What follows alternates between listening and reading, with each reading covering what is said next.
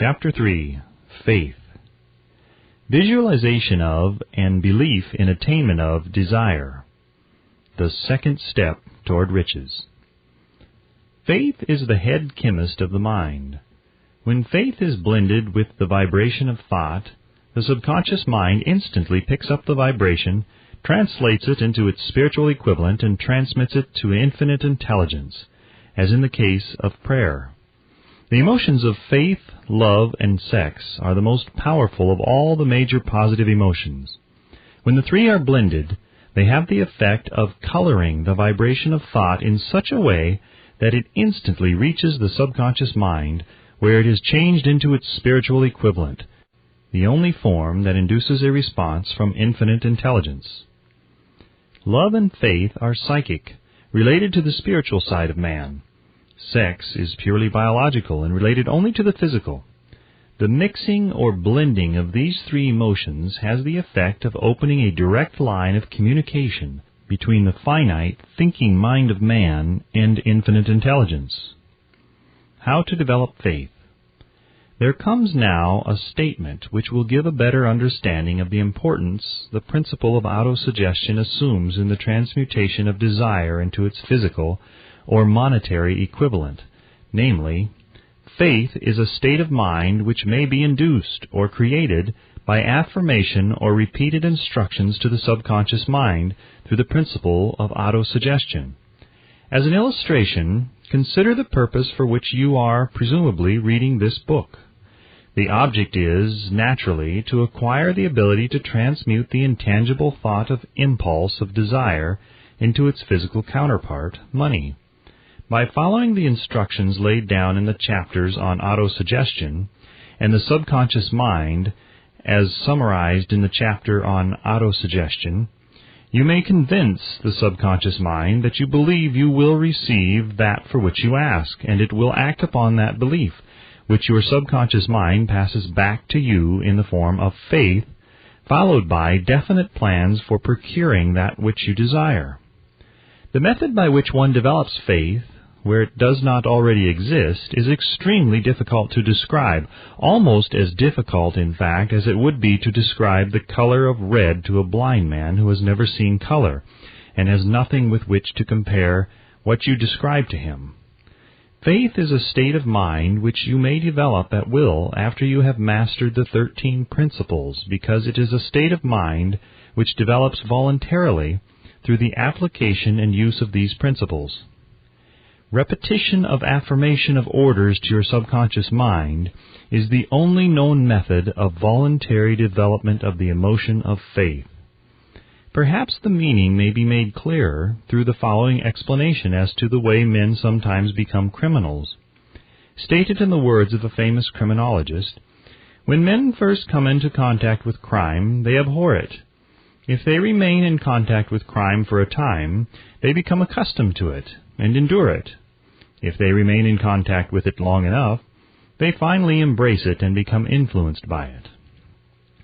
This is the equivalent of saying that any impulse of thought which is repeatedly passed on to the subconscious mind is, finally, accepted and acted upon by the subconscious mind, which proceeds to translate that impulse into its physical equivalent by the most practical procedure available.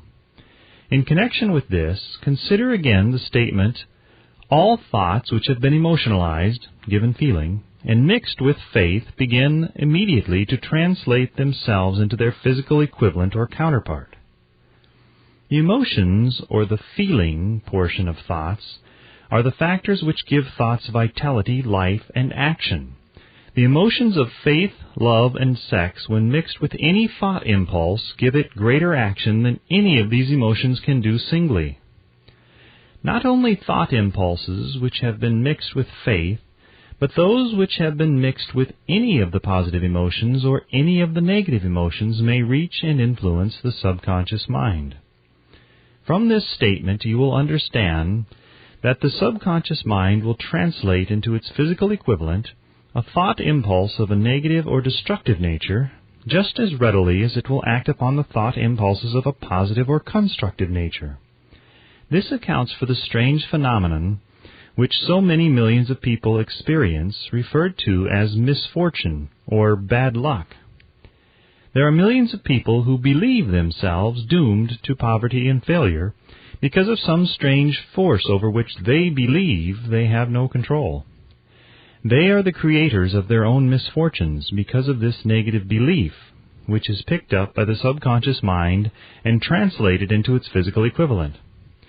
This is an appropriate place at which to suggest again that you may benefit by passing on to your subconscious mind any desire which you wish translated into its physical or monetary equivalent in a state of expectancy or belief that the transmutation will actually take place.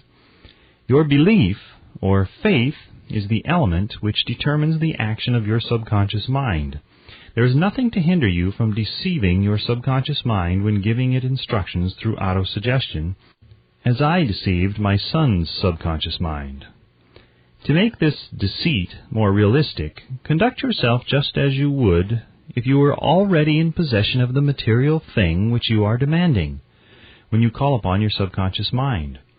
The subconscious mind will transmute into its physical equivalent by the most direct and practical media available any order which is given to it in a state of belief or faith that the order will be carried out.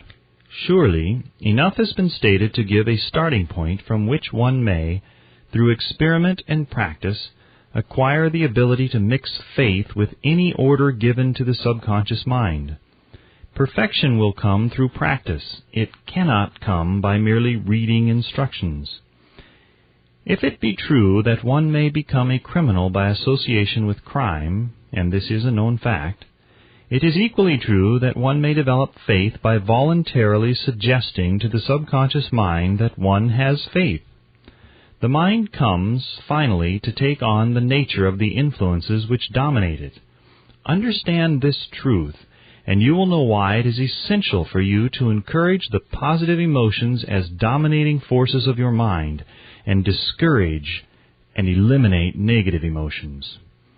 A mind dominated by positive emotions becomes a favorable abode for the state of mind known as faith.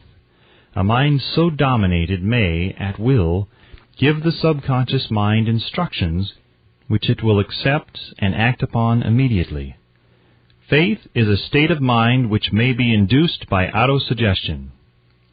All down the ages, the religionists have admonished struggling humanity to have faith in this, that, and the other dogma or creed, but they have failed to tell people how to have faith. They have not stated that faith is a state of mind and that it may be induced by self-suggestion. In language which any normal human being can understand, we will describe all that is known about the principle through which faith may be developed, where it does not already exist. Have faith in yourself, faith in the infinite. Before we begin, you should be reminded again that faith is the eternal elixir which gives life power and action to the impulse of thought. The foregoing sentence is worth reading a second time, and a third, and a fourth. It is worth reading aloud. Faith is the starting point of all accumulation of riches. Faith is the basis of all miracles and all mysteries which cannot be analyzed by the rules of science. Faith is the only known antidote for failure. Faith is the element, the chemical, which, when mixed with prayer, gives one direct communication with infinite intelligence. Faith is the element which transforms the ordinary vibration of thought, created by the finite mind of man, into the spiritual equivalent. Faith is the only agency through which the cosmic force of infinite intelligence can be harnessed and used by man. Every one of the foregoing statements is capable of proof. The proof is simple and easily demonstrated. It is wrapped up in the principle of autosuggestion. Let us center our attention, therefore, upon the subject of self-suggestion and find out what it is and what it is capable of achieving.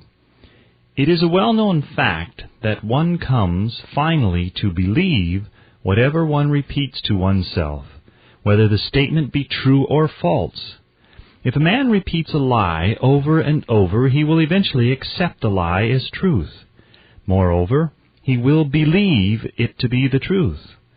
Every man is what he is because of the dominating thoughts which he permits to occupy his mind. Thoughts which a man deliberately places in his own mind and encourages with sympathy, and with which he mixes any one or more of the emotions, constitute the motivating forces which direct and control his every movement, act, and deed. Comes now a very significant statement of truth. Thoughts which are mixed with any of the feelings of emotions constitute a magnetic force which attracts from the vibrations of the ether other similar or related thoughts.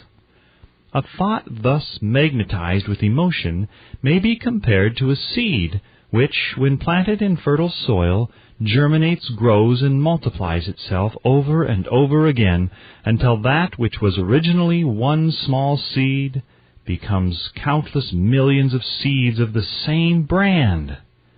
The ether is a great cosmic mass of eternal forces of vibration. It is made up of both destructive vibrations and constructive vibrations. It carries at all times vibrations of fear, poverty, disease, failure, misery, and vibrations of prosperity, health, success, and happiness, just as surely as it carries the sound of hundreds of orchestrations of music and hundreds of human voices, all of which maintain their own individuality and means of identification through the medium of radio. From the great storehouse of the ether, the human mind is constantly attracting vibrations which harmonize with that which dominates the human mind. Any thought, idea, plan, or purpose which one holds in one's mind attracts from the vibrations of the ether a host of its relatives and adds these relatives to its own force and grows until it becomes the dominating, motivating master of the individual in whose mind it has been housed. Now let us go back to the starting point and become informed as to how the original seed of an idea, plan, or purpose may be planted in the mind. The information is easily conveyed. Any idea, plan, or purpose may be placed in the mind through repetition of thought. This is why you are asked to write out a statement of your major purpose or definite chief aim, commit it to memory, and repeat it in audible words day after day until these vibrations of sound have reached your subconscious mind. We are what we are because of the vibrations of thought which we pick up and register through the stimuli of our daily environment.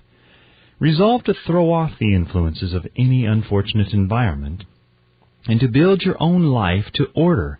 Taking inventory of mental assets and liabilities, you will discover that your greatest weakness is lack of self-confidence. This handicap can be surmounted, and timidity translated into courage through the aid of the principle of autosuggestion. The application of this principle may be made through a simple arrangement of positive thought impulses stated in writing, memorized and repeated until they become a part of the working equipment of the subconscious faculty of your mind. Self-confidence formula. First, I know that I have the ability to achieve the object of my definite purpose in life. Therefore, I demand of myself persistent, continuous action toward its attainment, and I here and now promise to render such action. Second, I realize the dominating thoughts of my mind will eventually reproduce themselves in outward physical action and gradually transform themselves into physical reality. Therefore, I will concentrate my thoughts for 30 minutes daily upon the task of thinking of the person I intend to become, thereby creating in my mind a clear mental picture of that person. Third, I know through the principle of autosuggestion, any desire that I persistently hold in my mind will eventually seek expression through some practical means of attaining the object back of it. Therefore, I will devote 10 minutes daily to demanding of myself the development of self-confidence. Fourth, I have clearly written down a description of my definite chief aim in life, and I will never stop trying until I shall have developed sufficient self-confidence for its attainment. Fifth, I fully realize that no wealth or position can long endure, unless built upon truth and justice. Therefore, I will engage in no transaction which does not benefit all whom it affects. I will succeed by attracting to myself the forces I wish to use and the cooperation of other people. I will induce others to serve me because of my willingness to serve others. I will eliminate hatred, envy, jealousy, selfishness, and cynicism by developing love for all humanity, because I know that a negative attitude toward others can never bring me success. I will cause others to believe in me, because I will believe in them and in myself. I will sign my name to this formula, commit it to memory, and repeat it aloud once a day with full faith that it will gradually influence my thoughts and actions so that I will become a self-reliant and successful person. Back of this formula is a law of nature which no man has yet been able to explain. It has baffled the scientists of all ages. The psychologists have named this law autosuggestion, and let it go at that. The name by which one calls this law is of little importance. The important fact about it is, it works for the glory and success of mankind, if it is used constructively. On the other hand, if it is used destructively, it will destroy just as readily. In this statement may be found a very significant truth, namely, that those who go down in defeat and end their lives in poverty, misery, and distress do so because of negative application of the principle of autosuggestion. The cause may be found in the fact that all impulses of thought have a tendency to clothe themselves in their physical equivalent. The subconscious mind, the chemical laboratory in which all thought impulses are combined and made ready for translation into physical reality, makes no distinction between constructive and destructive thought impulses. It works with the material we feed it through our thought impulses. The subconscious mind will translate into reality a thought driven by fear just as readily as it will translate into reality a thought driven by courage or faith. The pages of medical history are rich with the illustrations of cases of suggestive suicide. A man may commit suicide through negative suggestion just as effectively as by any other means. In a Midwestern city, a man by the name of Joseph Grant, a bank official, borrowed a large sum of the bank's money without the consent of the directors. He lost the money through gambling. One afternoon, the bank examiner came and began to check the accounts.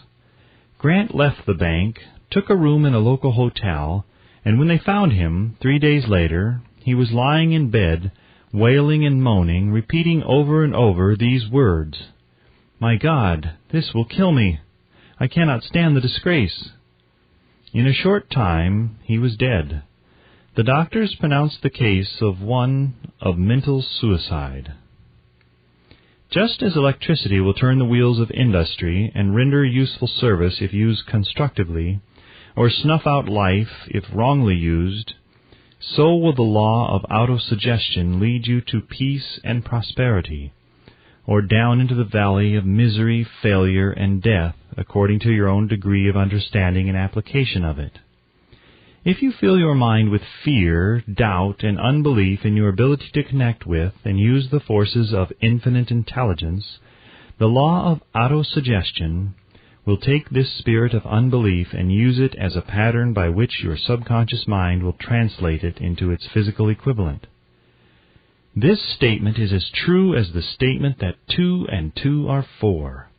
Like the wind which carries one ship east and another west, the law of autosuggestion will lift you up or pull you down, according to the way you set your sails of thought. The law of autosuggestion, through which any person may rise to altitudes of achievement which stagger the imagination, is well described in the following verse. If you think you are beaten, you are. If you think you dare not, you don't. If you like to win, but you think you can't, it's almost certain you won't. If you think you'll lose, you're lost. For out of the world we find, success begins with a fellow's will. It's all in the state of mind. If you think you are outclassed, you are. You've got to think high to rise. You've got to be sure of yourself before you can ever win a prize. Life's battles don't always go to the stronger or faster man, but soon or late the man who wins is the man who thinks he can. Observe the words which have been emphasized, and you will catch the deep meaning which the poet had in mind. Somewhere in your makeup, perhaps in the cells of your brain, there lies sleeping the seed of achievement which, if aroused and put into action, would carry you to heights such as you may never have hoped to attain. Just as a master musician may cause the most beautiful strains of music to pour forth from the strings of a violin, so may you arouse the genius which lies asleep in your brain, and cause it to drive you upward to whatever goal you may wish to achieve. Abraham Lincoln was a failure at everything he tried until he was well past the age of 40. He was a Mr. Nobody from nowhere until a great experience came into his life, aroused the sleeping genius within his heart and brain, and gave the world one of its really great men. That experience was mixed with the emotions of sorrow and love. It came to him through Anne Rutledge, the only woman whom he ever truly loved. It is a known fact that the emotion of love is closely akin to the state of mind known as faith, and this for the reason that love comes very near to translating one's thought impulses into their spiritual equivalent. During his work of research, the author discovered, from the analysis of the life, work, and achievements of hundreds of men of outstanding accomplishment, that there was the influence of a woman's love back of nearly every one of them. The emotion of love in the human heart and brain creates a favorable field of magnetic attraction, which causes an influx of the higher and finer vibrations which are afloat in the ether. If you wish evidence of the power of faith, study the achievements of men and women who have employed it. At the head of the list comes the Nazarene. Christianity is the greatest single force which influences the minds of men. The basis of Christianity is faith.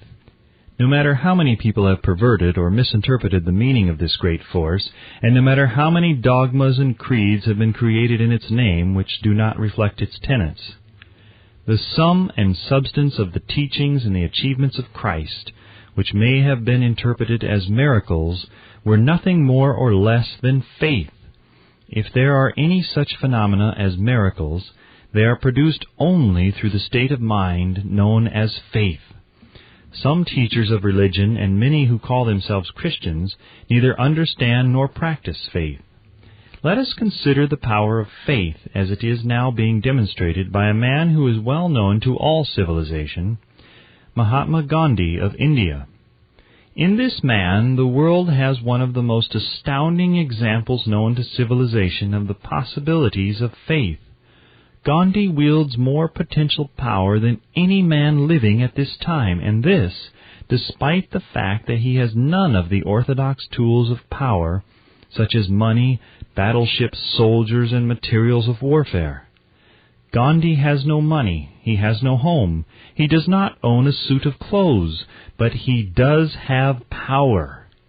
How does he come by that power?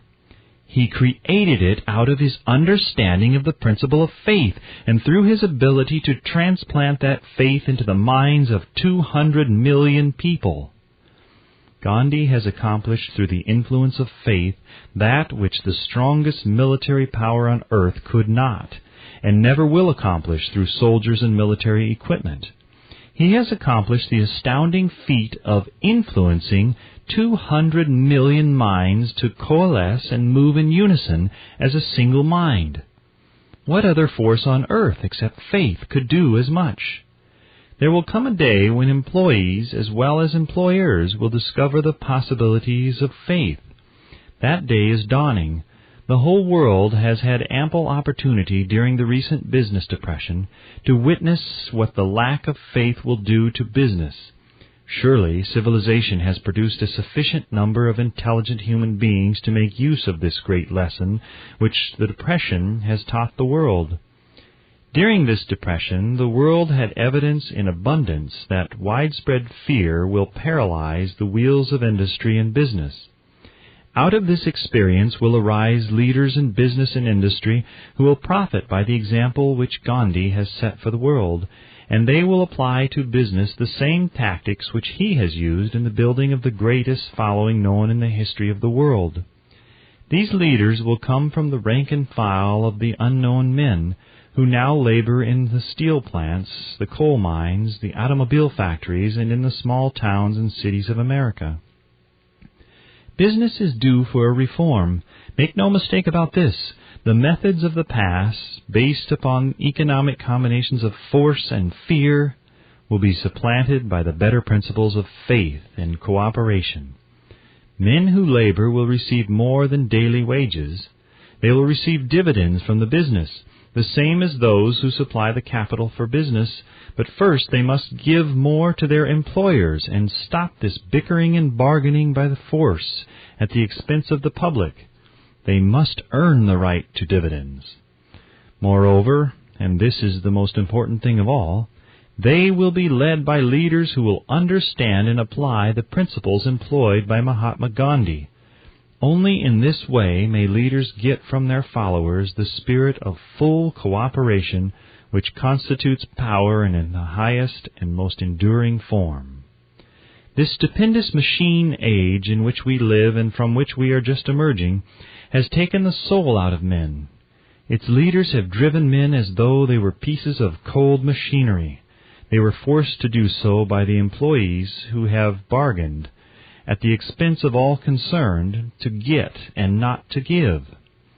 The watchword of the future will be human happiness and contentment, and when this state of mind shall have been attained, the production will take care of itself more effectively than anything that has ever been accomplished where men did not and could not mix faith and individual interest with their labor.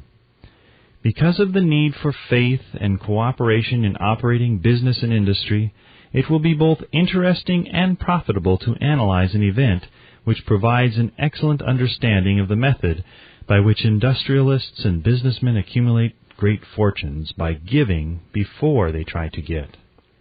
The event chosen for this illustration dates back to 1900, when the United States Steel Corporation was being formed. As you read the story, keep in mind these fundamental facts, and you will understand how ideas have been converted into huge fortunes.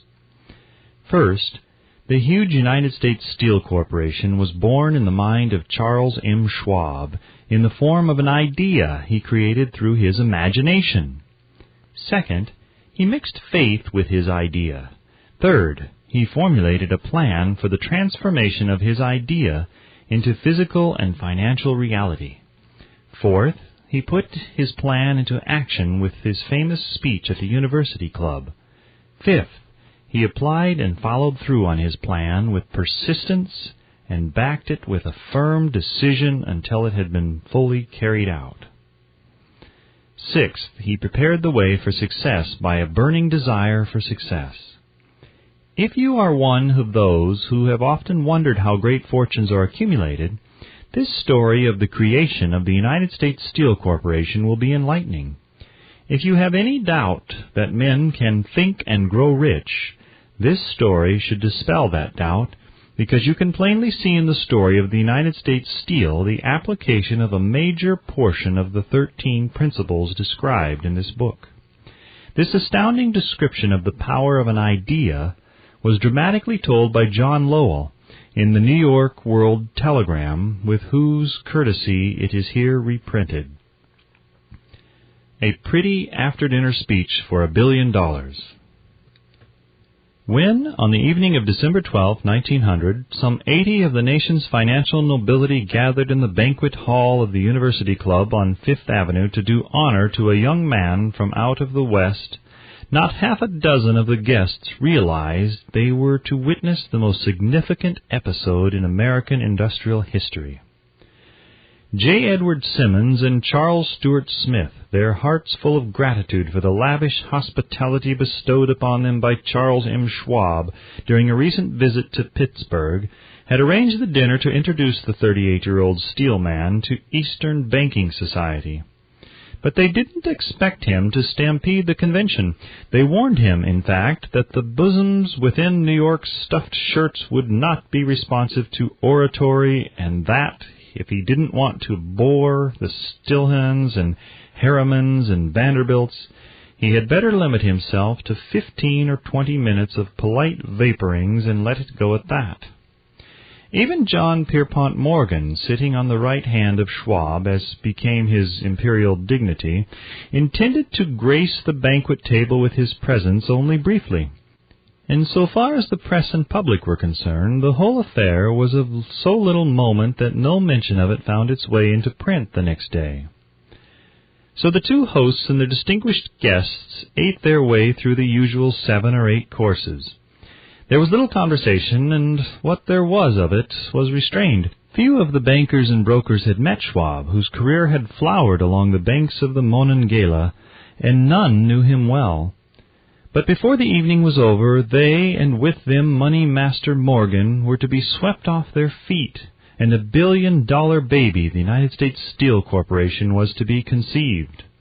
It is perhaps unfortunate, for the sake of history, that no record of Charles Schwab's speech at the dinner ever was made.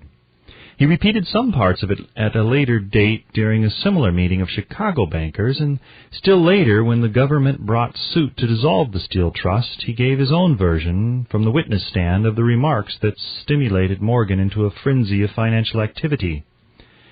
It is probable, however, that it was a homely speech, somewhat ungrammatical, for the niceties of language never bothered Schwab, full of epigram and threaded with wit. But aside from that, it had a galvanic force and effect upon the 5 billions of estimated capital that was represented by the diners.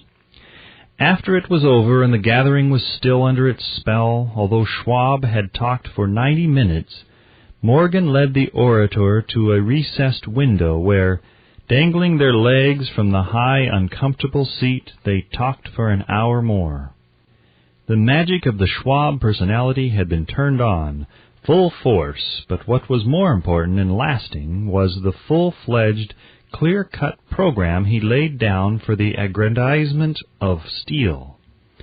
Many other men had tried to interest Morgan in slapping together a steel trust after the pattern of the biscuit, wire, and hoop, sugar, rubber, whiskey, oil, or chewing gum combinations.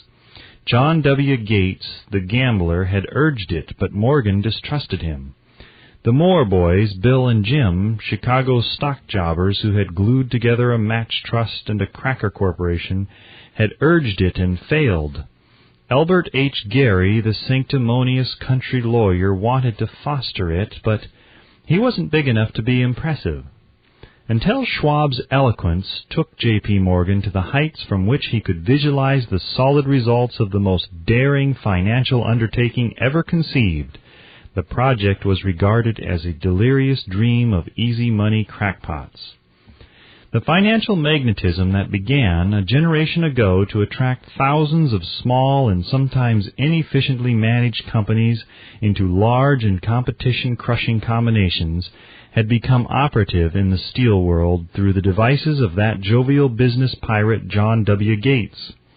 Gates already had formed the American Steel and Wire Company out of a chain of small concerns, and together with Morgan had created the Federal Steel Company.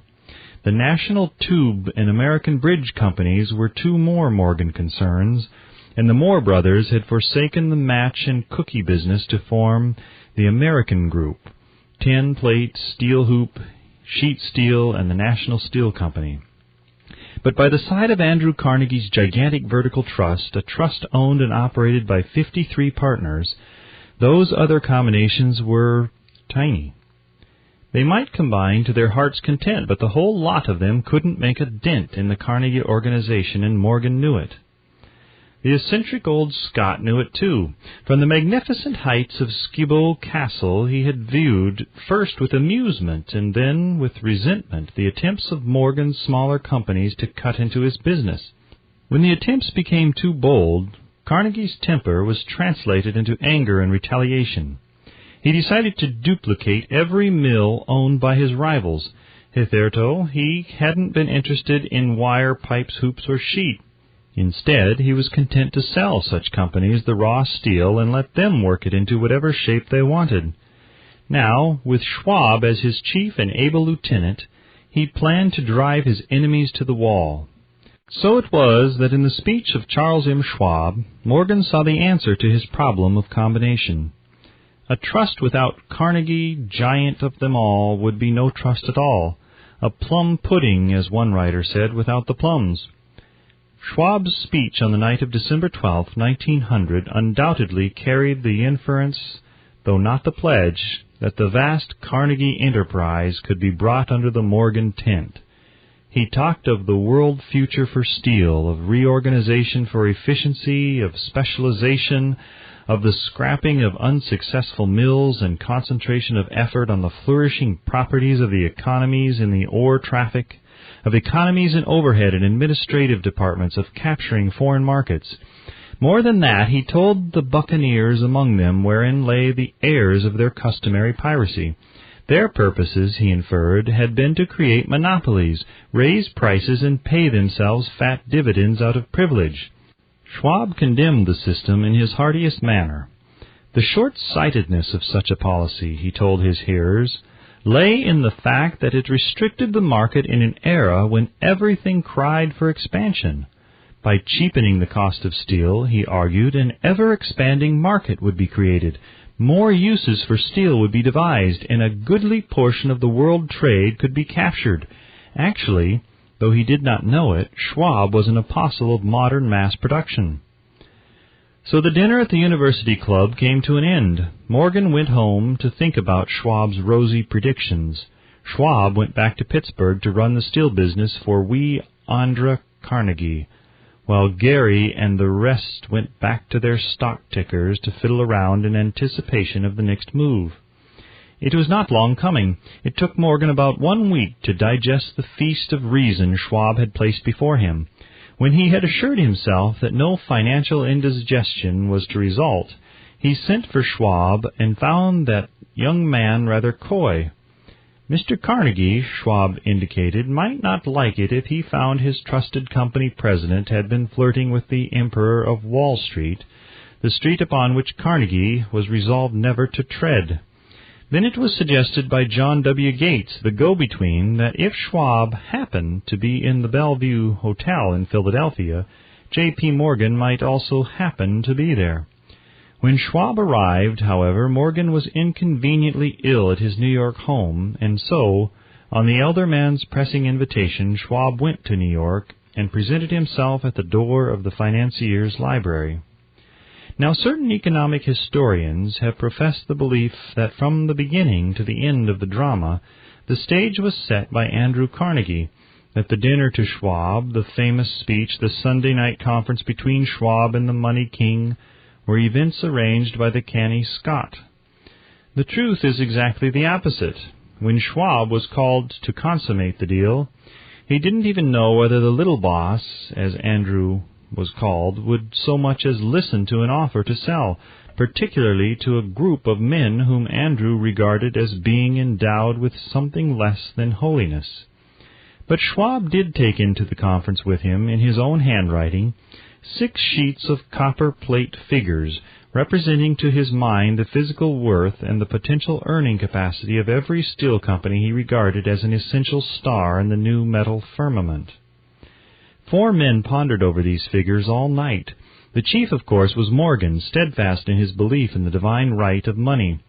With him was his aristocratic partner, Robert Bacon, a scholar and a gentleman. The third was John W. Gates, whom Morgan scorned as a gambler and used as a tool. The fourth was Schwab, who knew more about the processes of making and selling steel than any whole group of men then living. Throughout that conference, the Pittsburghers' figures were never questioned. If he said a company was worth so much, then it was worth that much and no more. He was insistent, too, upon including in the combination only those concerns he nominated. He had conceived a corporation in which there would be no duplication, not even to satisfy the greed of friends who wanted to unload their companies upon the broader Morgan shoulders. Thus he left out, by design, a number of the larger concerns upon which the walruses and carpenters of Wall Street had cast hungry eyes. When dawn came, Morgan rose and straightened his back. Only one question remained. "Do you think you can persuade Andrew Carnegie to sell?" he asked. "I can try," said Schwab. "If you can get him to sell, I will undertake the matter," said Morgan.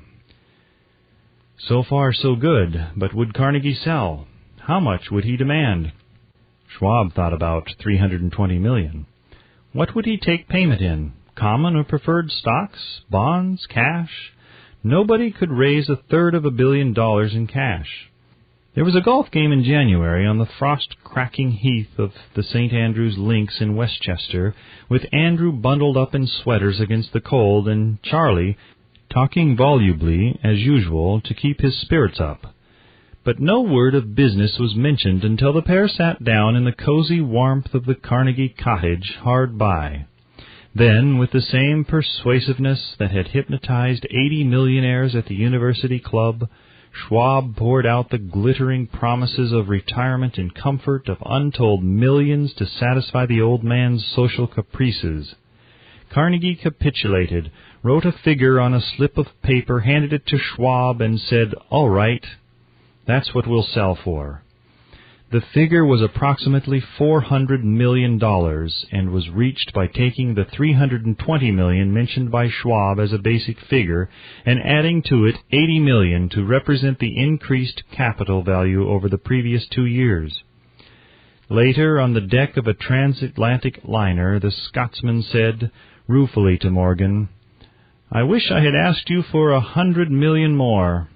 "If you had asked for it, you would have gotten it," Morgan told him cheerfully. There was an uproar, of course. A British correspondent cabled that the foreign steel world was appalled by the gigantic combination. President Hadley of Yale declared that unless trusts were regulated, the country might expect an emperor in Washington within the next 25 years. But that able stock manipulator, Keene, went at his work of shoving the new stock at the public so vigorously that all the excess water, estimated by some at nearly 600 million, was absorbed in a twinkling. So Carnegie had his millions, and the Morgan Syndicate had 62 million for all its trouble, and all the boys from Gates to Gary had their millions. The 38-year-old Schwab had his reward. He was made president of the new corporation and remained in control until 1930.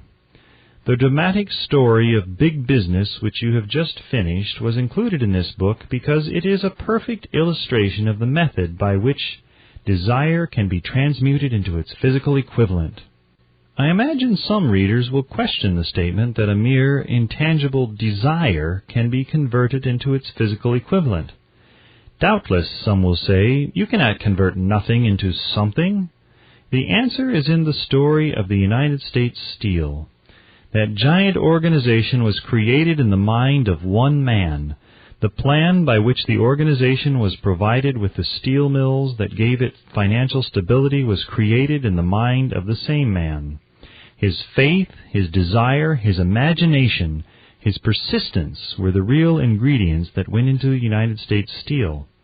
The steel mills and mechanical equipment acquired by the corporation after it had been brought into legal existence were incidental.